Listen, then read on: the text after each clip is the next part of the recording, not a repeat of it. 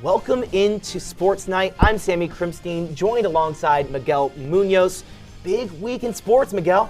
I mean, lots to cover. You aren't lying, Sammy. The World Series, the NBA, and college basketball season has arrived. Big week in national sports, even bigger week in Northwestern sports. We've got everything you need to know on Sports Night right now. Speaking of postseason play, Big Ten tournament time for Northwestern women's soccer. They traveled to West Lafayette last week for the first round of the Big Ten tournament. Courtside, I'm Adam Beck alongside Sammy Krimstein. Sammy, it was a tough loss last time out in 4 sets for Northwestern against Michigan State. Good news, though, the offense with Rylan Reed looked good. Looking really good. Reed heating up for Northwestern. 12 straight matches with 10 or more kills, 15 of them coming against Michigan State. She's made huge strides as an offensive player, but also showing versatility. Soccer skills right there. Look at that kick save. Really athletic player, and she can also get up at the net just like that. Rylan Reed doing it all for Northwestern. And they've also been getting contributions from the first years, namely Bella Bullington, showing the power there. Northwestern's most efficient pin hitter, hitting .296, 15 kills Friday, and she's a local product. Went to Marist High School right down the road in Chicago. Sullivan, 18 points, 18 rebounds, a double-double. Northwestern's bigs were killing it in the season opener.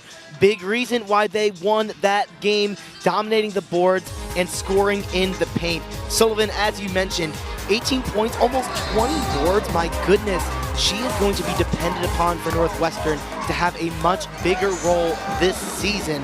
And Taylor Thomas, someone who didn't have as big of a role last year, just a sophomore this season, and she is coming into her own. Offensive rebound right there, physical in the paint. It's been about a year since Bowie's last game as a Wildcat, and in November, he signed a 2-way deal with the New York Knicks, playing with their affiliate, the Westchester Knicks, in stadiums just like this.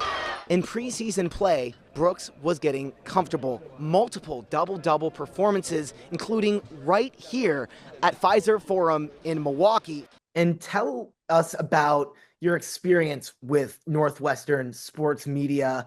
When did you get involved? Was that something you were always looking to do going into college? And just some of your favorite moments, right? I mean, that's one of my favorite things about doing this. You just get to experience so many of those really cool moments.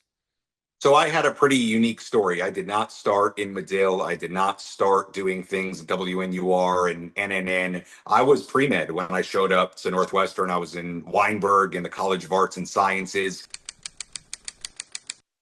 Can you tell me at all about the moment you got the call, and just what were some of those emotions when the Thunder drafted you with that selection? I think a lot of things kind of flashed like before you, like a lot of the hard work, a lot of the, my last year was very hard with like injuries and not being able to finish my year and stuff. So it really just kind of, gratitude is probably the word that really just kind of, resonates with me. Who are some of the big players coming out of high school, but also the transfer portal for the Cats? Yeah, well, I want to start with the transfer portal and with football. And Preston Stone is a guy I'm really looking at. He is on track to be Northwestern's QB1 for next year, a transfer from Southern Methodist. And he didn't start last year. Of course, it was Kevin Jennings at SMU, Heisman candidate. Really great year for him. But Preston Stone started the year before, and he threw over 25 touchdowns. So this is a guy who has plenty of college experience. I'm really excited to see what he can do here in Evanston. And you mentioned freshmen. Let's go to basketball now. And I'm really excited for Trey Singleton, the 4-star, the highest recruit in Northwestern program history, a part of a top 25 recruiting class for Northwestern. He is a very versatile player, 6'8". He could play almost any position. He could shoot, he could rebound. Just a very exciting prospect, and a huge deal that Northwestern was able to get him. He had offers from Purdue, Louisville, other basketball powerhouses. So he can come. I think he'll play as a freshman. I think he'll get a lot of minutes, and he's going to make a big impact. I'm very excited for both of those guys. Sammy, thank you so much for joining us. Northwestern's top returning player, Brooks Barnhizer, has yet to play this season. What is his status for tonight? As you guys said, Brooks Barnhizer has not yet played for the Wildcats this season. He was second on Northwestern in scoring last year and was all defensive in the Big Ten. He may be back, though, tonight, a game-time decision, nursing a foot injury. Nick Martinelli has stepped up in Barnheiser's absence. What has stood out to you about the junior? Nick Martinelli has been incredible this season. He missed his first three-point shot just last game, which was his fourth game of the season, averaging over 25 points per game. And with Barnheiser out and Boo Buie moving on to now a two-way contract with the NBA, Northwestern really glad that Martinelli has been able to provide consistent scoring. He's going to be hoping to do that in just about 30 minutes tonight for Northwestern against Montana State Tuesday Night Hoops. Sammy, what have the Cats done well this first half? The Cats have done a lot well. I'm going to focus on the offense because they put up 18 points, and it's all through the air. That's where Northwestern has dominated today. A big improvement from last week. Preston Stone, 172 yards already, and he is spreading the wealth. In past weeks, as the third member of our crew, Tomas, mentioned in the pregame, Griffin Wilde was getting the bulk of the receptions. Today, however, everyone getting involved. Elegon leading the charge with 80 yards and 3 receptions, a touchdown. Wagner with a few. Welsing getting some receptions right. Everybody is getting involved, and it's looking like a very smooth machine for Northwestern. The crunch is on for the DC City Council to come to an agreement regarding the new Commander Stadium right here at the old RFK site. Mayor Muriel Bowser wants a deal done by July 15th. Today, we're learning that the City Council may want to push that all the way back until September.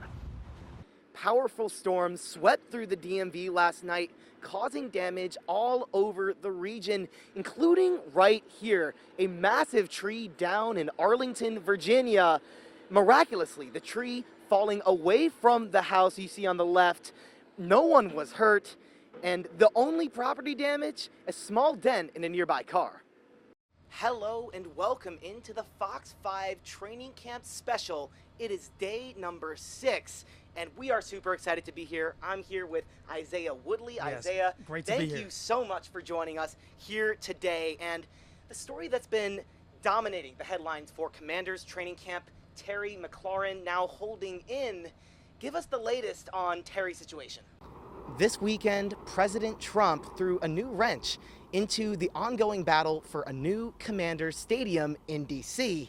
And it's all about the name of the team. Yeah, guys, I'm here in Rockville at Woodmont Country Club, and this is the 4th time this event has happened. First time it has happened here in Rockville. It'll be back in Rockville next year, but it has been quite the incredible event with these disabled golfers able to show their talents at the highest level. 30 years ago, 24-year-old DC police officer Dina Campbell was shot and killed in her Silver Spring apartment. Today, decades later, an arrest was finally made. The suspect, her boyfriend at the time.